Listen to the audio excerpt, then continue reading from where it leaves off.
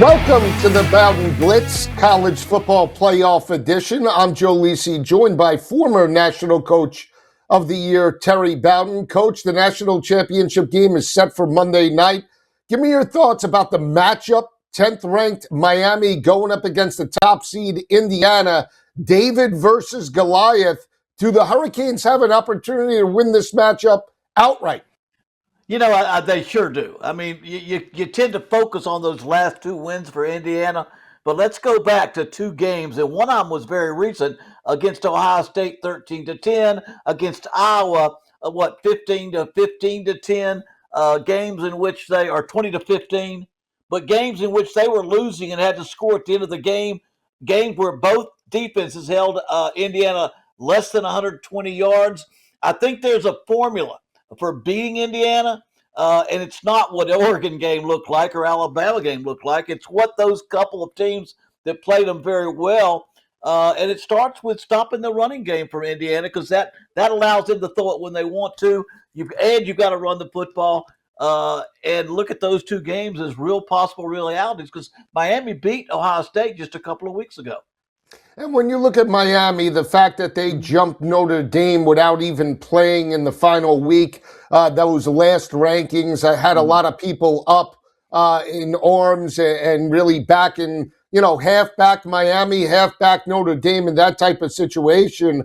The Hurricanes have erased all doubts that they're deserving. And when you just look at the title run so far, Texas A&M, on the road, Ohio State on a neutral field, knowing what they did to a top-ranked Ole Miss offense, containing them for much of three quarters, and to run the football consistently from start to finish, they are playing like a contender. Thoughts overall, Coach, about just the college football playoff? We did have some blowouts, but the thought about this 12-team playoff, do you feel like the committee got it right? Yeah, I really do. I think Miami was the one thing that people debated over. Did we make a mistake not taking Notre Dame, even though Miami beat them? I think there's almost a consensus, except Notre Dame fans, that they made the good choice there, that Miami deserved it, and they've proven that they could do that. So Indiana, it's kind of funny. I think at the beginning of the year, people still saw Indiana that last year was a fluke. Last year they got lucky. But by the time the season ended, everybody saw Indiana as one of the favorites. Miami, on the other hand, by midseason, they were just out of luck. They weren't playing well enough. When they got hot, they got real hot, dominated all their last opponents, and really they are doing what you would like to do for a championship. They're gelling at the right time, playing their best football, playing defense and running the football. That's what championships are all about, and that's going to be what's going to be a big factor. If they can come out there and win this football game, can they run the football? Can they play defense? That's what they've been doing so well in the last of the season and in postseason play. Yeah, I think that's the biggest thing. If they can run the football in that front seven of Indiana, that's holding opposing offenses well under 3.5 yards per carry, they're going to have success, especially on third downs. They're in manageable third downs. Right. As opposed to 3rd and 10 and longer. That's potentially where maybe Indiana could generate a pass rush and get to Carson Beck. Carson Beck has proved his versatility, got the touchdown run late in the fourth quarter to seal the deal. But I think the game plan for Miami right now is utilize the speed that they do have on the perimeter, utilize Jamari Brown, utilize Mark Fletcher, and rely on a very heavy offensive line that wants to just pound it between the tackles. They're going to potentially test the front seven of Indiana early and often. Yeah, and I think again, a key is going to be that they've got to keep the score down. I think if they win, it's going to be a 24-17 or a 28-23 type of game in this football game, and it doesn't get up too high because I think that's got to be their plan. Also, winning time of possession. It's very important that you win time of possession against a team like Indiana. Don't give them chances to be on the field all the day, but I think we've hit it just right. I do want to get back to the fact that if you can Indiana is such a good running football team. They run it much more than they pass the football. When they pass it, they usually pass for touchdowns, and a lot of people don't look at it close enough, but they run so well, they force you into man coverage, and I think if you watch Indiana like I've been able to watch them going into this last game, they throw the best one-on-one routes, 41 touchdown passes from Mendoza. That's because they run so well. They get bump and run or man coverage, and they're great at throwing one-on-one routes, back shoulder, end zone routes. That's what they do when they get close to the goal line. You can see with that many touchdown passes that they can run it. If they can't run the ball, they don't get the opportunities to do what they want to do with the passing game. And when you see the success of Curt Cignetti, knowing that he turned around this program in just 2 years, Coach, I mean, they're not 2 years to potentially just being a contender in their conference. They are the best team in college football by far now. They're winning games by double digits, 35 points over Alabama, a dominating semifinal playoff win over top-ranked Oregon. They are just dismantling teams. And some have said it's because, well, they have older kids and they're recruiting older.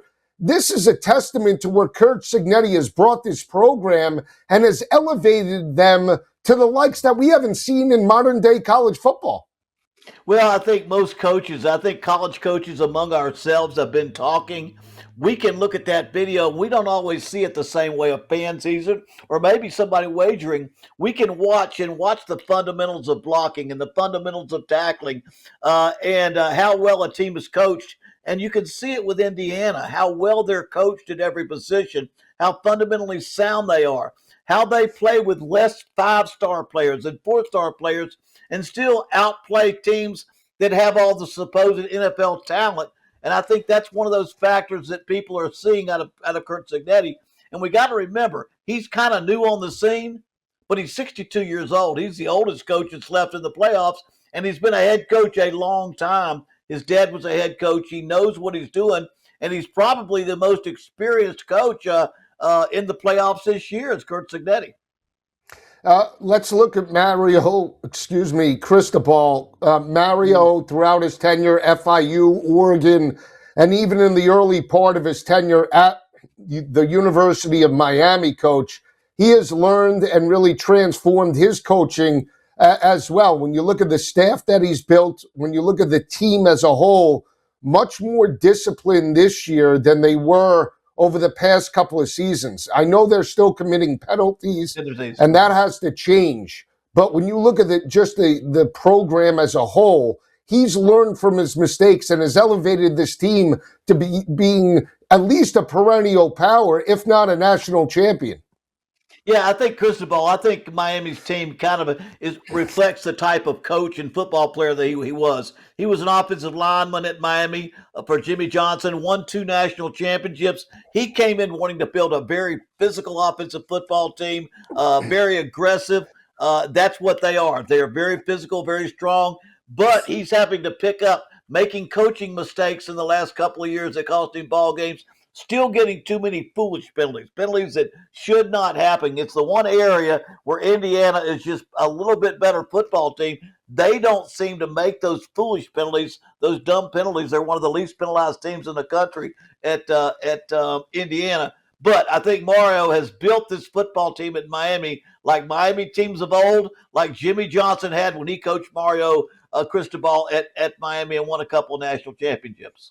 If Miami does pull off the upset, Coach, what does that do in terms of perception for the ACC? Does it elevate them or?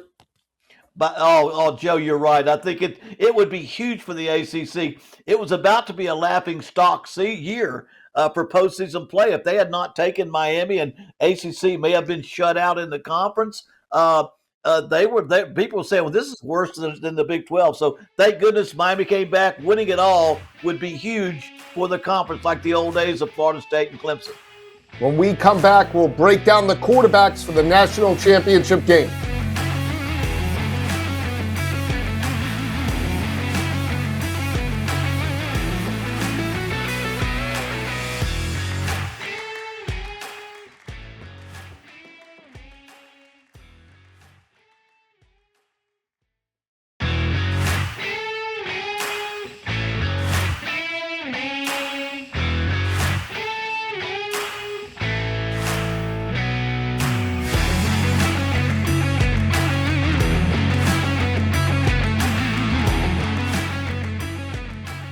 All right, back on the Bowden Blitz, Joe Lisi and Coach Bowden previewing the national championship game between the Hurricanes and Hoosiers. That'll take place Monday night, January 19th at 8 o'clock sharp. We'll be down breaking down all the coverage leading up to that. Coach, 8.5's in the market right now. 47.5 is the total. You said earlier that if Miami does win the game, they would have to have or favor a lower scoring game.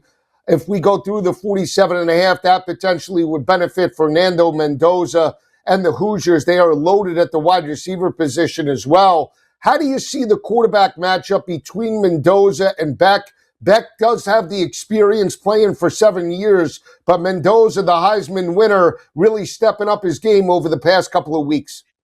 Yeah, I think Mendoza does more things better than Carson Beck. Mendoza throws 73%, 6 interceptions for the entire year, leads the nation in touchdown passes, extremely accurate on one-on-one routes. That's why they score so many times. Carson Beck is really playing great down the stretch. I think he gives them some composure, maturity, experience, but he's also had 2 games that they lost where he threw 6 interceptions. If it got into a catch-up game, the big thing I could see possibly happening is Carson Beck pressing too much, throwing turnovers, trying to catch up. That's the only thing that could happen, probably from a huge negative. But I think if Miami keeps this same close, his maturity and the way he's been playing will override those problems he had when they were falling behind. Now, when you see the total for Beck throughout the year, you see in 197 passing yards per game. Do you feel like he's got to get through that total to be effective and potentially win? Or are you thinking that as long as he's in the area of $175 and the Hurricanes are rushing for 150, 175 on the ground, they could win that? Or does he, in fact, need to throw for 250, 260 the way he did against Ole Miss? No, I think if they're throwing for 260, 270, if they're doing that against this football team, the way this team plays defense, he's playing catch up. It's just a matter of can he beat that 8.5 points, I think, when we're getting to that situation, trying to catch up. And that's when he tends to make mistakes because he puts too much on himself and his own shoulders. I think the key for him, if it's 175 yards passing, that they run the ball. If they could get close to 200, when they get around that 200, I think the favor goes to Miami from an offensive standpoint because that's the game that they want to play. And like I said, if their defense at Miami can hold Indiana's offense to under 120 yards rushing, they don't get down in the red zone. They don't throw those touchdown passes. It's going to be a tight ball game, and that's the game that Miami needs to play. And I think Carson Beck will play very well in that situation. Tight ball game, not having to go out there and throw a lot of yardage, big play after big play. I think that falls right into his alley for a chance for him to win for Miami in this football game. Yeah, and on the flip side for Mendoza, we talk about his versatility. He's mobile, but he doesn't run like some of the other quarterbacks in college football. Did run against the win against Alabama, tucked it and run and made some first downs. But when you look at his potential productivity in this game, 223.5, a little bit light for the most part, right? But when you think about it, are they going to attack on the ground with Kalen Black and Roman Hemby to open up play action, or do you feel that Mendoza could have a bigger part of that offense without the rushing attack?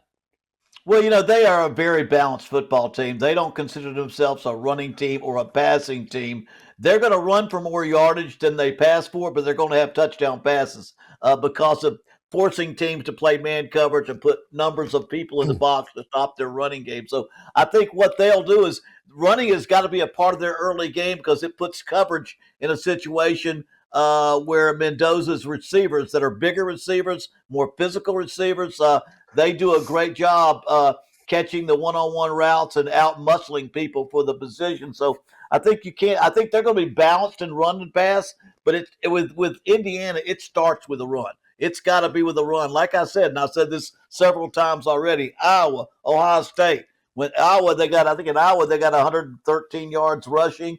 And Ohio State, 119 yards rushing. They weren't able to score points. They weren't able to take advantage of their passing game when they couldn't get themselves into short yardage situations on second and third down.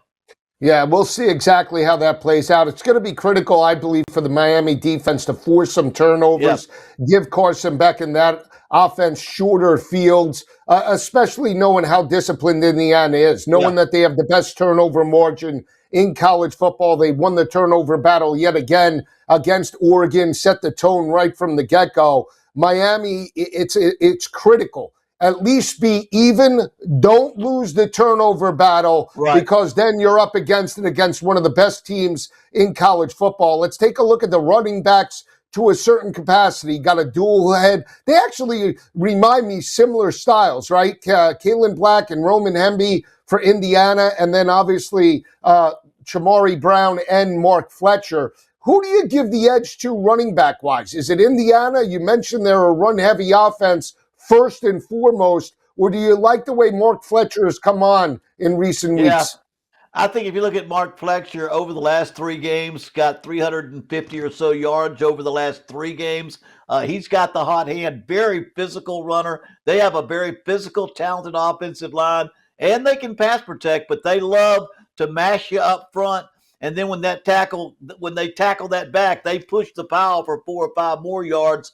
And so I like the way Fletcher plays most of all right now, but they're both really talented at running back, and both teams are going to be very physical in the way they run. But with the way Fletcher's played the last few games, I think he'll be called on, and I think he can produce and make a yard. Now it might be 7 or 8 yards over and over, or 5 yards, but he'll break one here or there for the bigger play. But it's mostly the way he gets to that, takes that 2 or 3 yard gain and makes the 7 or 8 yard gain. Yeah, Caitlin Black is very physical as well. When we talk about both of those running backs, Black is a little bit bigger in stature and runs a little bit more downhill than Roman Hemby, especially yards after contact. Curious to see how both of those players play. It's going to come down to offensive line play. Miami does have a significant size advantage.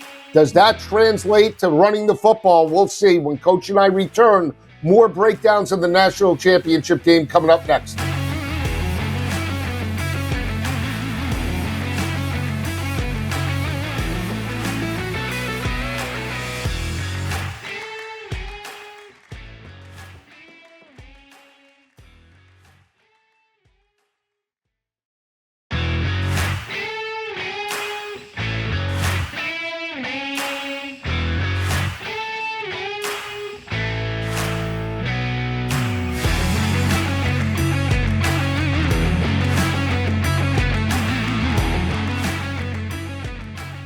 All right, back on the Bowden Blitz. Joe Lisi and Coach Bowden breaking down the national championship game on January 19th. We took a look at the quarterbacks and running backs. We'll take a look at the wide receivers in this matchup. I think there's not one wide receiver more important to the Miami offense than Malachi Toney. For this team, he is the X factor, not just in the passing game, but on sweeps as well to get that misdirection moving for the Miami offense. We know about C.J. Daniels and Marion that stepped up in the win over Ole Miss, but he is the most important player, I believe, for Miami to have success on Monday night, Coach.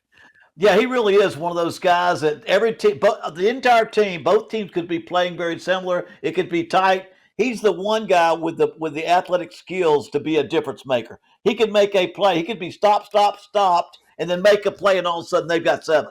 He's a guy that can change Miami's chance of winning the football game just because of the way he can break a big play. So he's probably the smallest receiver on the field, the youngest receiver on the field, but he's the most dynamic, and it's the one that probably worries Indiana the most, that he takes a short screen pass, a short hitch screen, and turns it into a huge play, or takes the jet sweep and makes a big play out of that. And so he'll be a big factor for a little guy. He'll be a big factor in this football game. And then you look at Indiana, they have a number of players. Surratt that could step up. We know about Omar Cooper, his size to create mismatches in red zone opportunities. When you look at the wide receivers and the breakdown, we know about the explosiveness of Malachi Toney, but I feel like Indiana is a little bit more complete as a unit. Do you see it that way as well, or do you expect Marion and Daniels to be factors Monday night?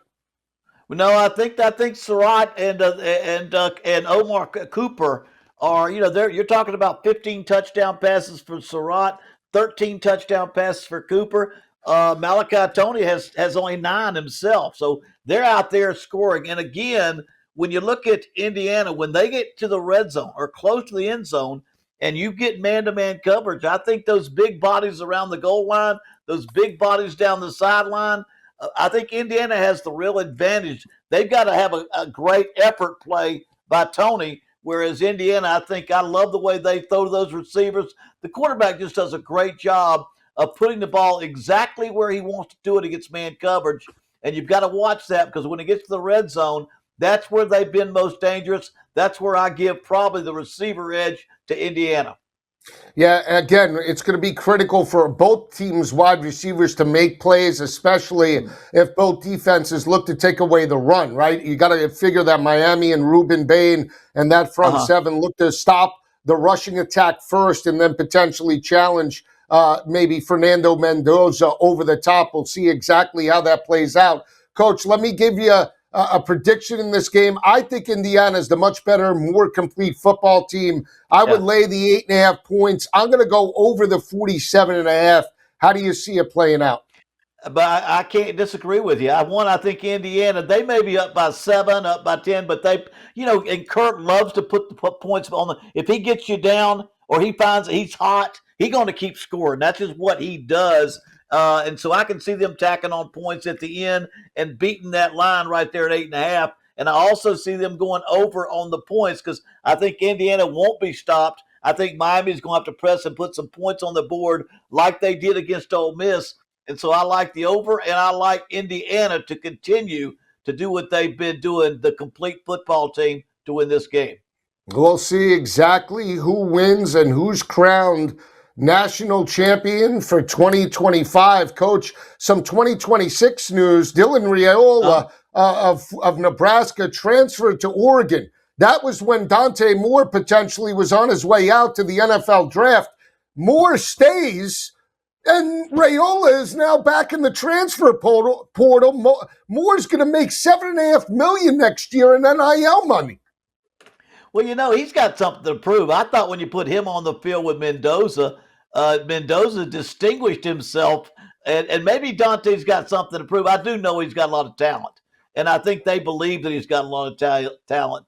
But, the way he played and got outplayed by Mendoza in their last football game, he's probably pretty thankful that he stayed right there and got that at Oregon. Yeah, we'll see. It's the ever-changing landscape of college football. Coach and I will be back on Wednesday breaking down and recapping the national championship game for 2025 for Coach Bowden. I'm Joe Lisi. Have a great weekend, everyone. Enjoy the game.